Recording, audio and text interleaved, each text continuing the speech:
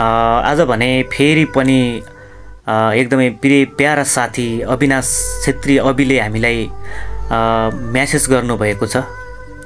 उहाँले एकदमै मिठो गजल लेखेर हामीलाई म्यासेज गर्नुभएको थियो हैन।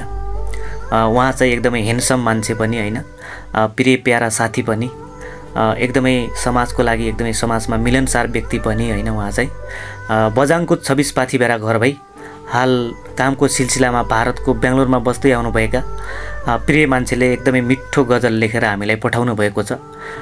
उहाँको गजल भने आमा छोराको माया प्रेम सम्बन्धी रहेको छ हैन। अब आमा बाबा भनेको चाहिँ हाम्रो लागि भगवानको दोस्रो रूप पनि हुनुहुन्छ हैन। उहाँको गजल एकदमै मिठो छ, एकदमै मन छुने छ हैन। उहाँको गजलको लागि सम्पूर्ण साथीहरूले साथ सपोर्ट दिनु होला हैन। उहाँको गजलतिर लाग्छु म अब भने हैन। उहाँको गजल सुनेर सम्पूर्ण साथीहरूले लाइक कमेन्ट सेयर चाहिँ गर्नु होला। अब चाहिँ म उहाँको गजलतर्फ लाग्छु। सबै थोक छ सहरमा तर गाउँ छैन आमा, म जन्मेको घर गोठ अनि ठाउँ छैन आमा। यो सहरको कोठामा यसरी गुमनाम भए म, यो सहरको कोठामा यसरी गुमनाम भए म, आफैलाई चिन्न सक्ने मेरो नाउँ छैन आमा।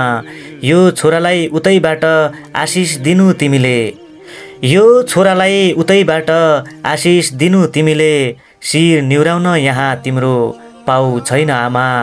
कसरी सुनाऊ म मेरो हालखबर तिमीलाई, कसरी सुनाऊ म मेरो हालखबर तिमीलाई, यहाँ मलाई कुकुरको जति भाउ छैन आमा।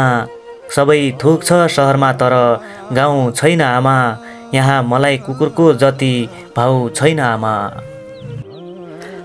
उहाँको एकदमै मिठो गजलको लागि सम्पूर्ण साथीहरूले लाइक कमेन्ट सेयर चाहिँ अवश्य गर्नुहोला। धन्यवाद।